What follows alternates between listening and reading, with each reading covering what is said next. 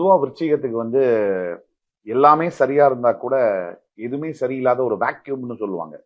அதுக்கு காரணம் வந்து சந்திரன் அப்படிங்கிற மனோகாரகன் மைண்ட். அவர் இங்க நீச்சமாறாரு, நல்லிஃபையாறாரு.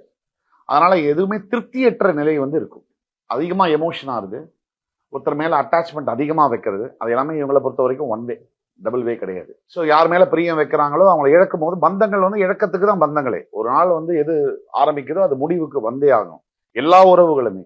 அப்ப அந்த அர்த்தத்துல விருச்சிகத்துக்கு பார்க்கும்போது நீங்க வந்து முதல்ல ஆஃப் த இயர் வந்து குரு பார்வை, அதை ப்ரிப்பரேஷன் சொல்லுவாங்க. இப்ப நீங்க உங்களுக்கு ஒரு நல்லது நடக்க போகுது அப்படின்னா உங்களை அறியாம ஒரு இன்ஸ்டிங்க்ட்னு சொல்லுவாங்க, உள்ளுணர்வுன்னு சொல்லுவாங்க. அது நடக்கும் போது முகம் மாறும், ஒரு தெளிவான சிந்தனைகள் வரும், உங்களுடைய முடிவுகள்லாம் ஸ்திரமா இருக்கும். இப்படி விருச்சிகத்துக்கு வந்து என்னன்னா 6 அடி தோண்டிட்டேன், இந்த 7வது அடியில தங்கம் இருக்கு அப்படின்னு விருச்சிக ராசி விட்டுடக்கூடாது. 6 அடியில கிடைக்கலன்னு. நல்ல காலம் அப்படிங்கிறது பொறுத்திருந்து வரவங்களுக்கு தான் அதோடைய அற்புதமும் அதோடைய சாதனை, அந்த வெற்றியை அதோட சுவையும் வந்து தெரியும்னு சொல்லுவாங்க. பல வருஷங்களா நீங்க தோத்துருக்கலாம், ஆனா இந்த ஆண்டு, வரக்கூடிய ஆண்டு வந்து உங்களுக்கு ரொம்ப ஃபேவரபிளான ஒரு ஆண்டா தான் இருக்கு. அப்ப நீங்க வெயிட் பண்றீங்க, இந்த நாள் வெயிட் பண்றதுக்கு உண்டான அது நல்ல விஷயம் நடக்க போகுது.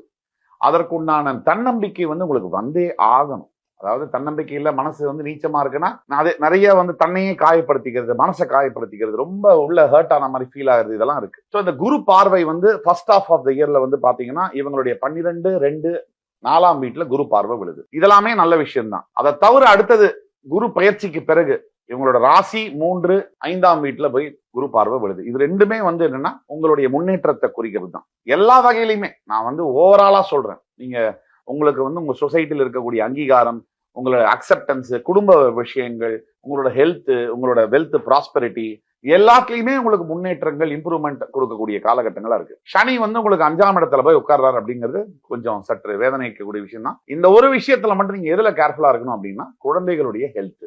குழந்தைகள் வந்து சட்டுன்னு கேர்லெஸ்ஸா விட்டுறது, நீ அங்க போய் விளையாடு, இதை பண்ணு, அப்புறம் இந்த மாதிரி இந்த காலகட்டத்துல குழந்தைக்கான அதாவது வேற விஷயங்கள், பிரச்சனைகள்லாம் இப்ப அதிகமா நடக்கக்கூடிய இந்த காலகட்டங்கள்ல யாரையும் நம்பி குழந்தைய வந்து விடுறதோ இல்ல வந்து கொஞ்சம் லைட்டா எடுத்துக்கிறதோ அது வந்து சில பிரச்சனைகளை ஏற்படுத்தலாம்.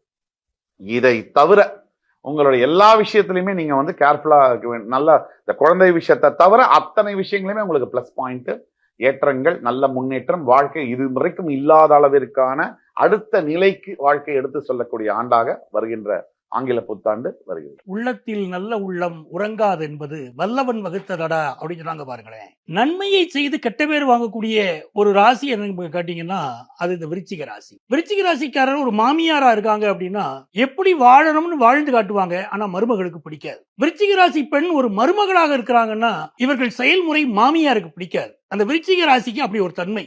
ஸ்ட்ரைட் ஃபார்வர்டா எவ்வளவு இருந்தாலும் அது அந்த குடும்பத்திற்கு பிடிக்காமல் போகக்கூடிய ஒரு தன்மை இந்த விருச்சிக ராசிக்கு இருந்துகிட்டே இருக்கு. இப்ப என்ன ஆகுதுன்னா இந்த ஆண்டு கணவனுடைய சப்போர்ட், மனைவியுடைய சப்போர்ட் இது ரொம்ப நல்லா இருக்கும்.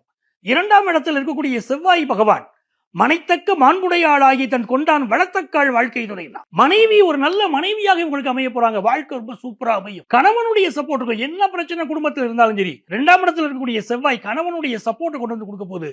அதனால இவங்களுக்கு வரக்கூடிய பல பிரச்சனைகளை, குடும்ப பிரச்சனைகள் அப்படி தள்ளிக்கிட்டு இவங்க வர முடியும். பொதுவாகவே விருச்சிக ராசியில் இருக்கிறவங்களுக்கு ஒண்ணு இவங்களுக்கு மன அழுத்தம் இருக்கிறது, இல்லாவிட்டால் இவர்களால் பிறருக்கு மன அழுத்தம் இருக்கு. இதுதான் வாழ்க்கையில உண்மை. அப்படிப்பட்ட விருச்சிக ராசி நேயர்களுக்கு என்ன ஆகுதுன்னா உச்சமான சந்திரன் பார்க்கிறாரு 7ஆம் இடத்துல இருந்து. அப்ப என்ன ஆகுது, இவர்களுக்கு அமைய போகிற பார்ட்னர், அமைய போகிற நட்பு இவர்களுக்கு நல்ல நிலைகளை எடுத்துக்காட்டும், மனதிற்கு நிம்மதி தரும். அது ஒரு அமைப்பாக இருக்கு. பாக்கிய ஸ்தானாதிபதி சந்திரனுடைய பார்வை, அந்த பார்வை வந்து பாக்கியமான சிந்தனைகள், வாழ்க்கையில அடுத்த கட்டம் நான் உயரணுமே அதுக்கு என்ன சிந்தனைகள் அப்படிங்கிற நல்ல நல்ல வழிகளை கொண்டு வந்து காட்ட போகுது. லாபாதிபதி புதன் பகவான் தனஸ்தானத்தில் உட்கார்ந்தாரு. பண்ணக்கூடிய பிசினஸ்ல வெகுவான லாபத்தை இவங்க காண போறாங்க. 5ஆம் இடத்துல சனி பகவான் இருக்கிறார், அது உண்மைதான்.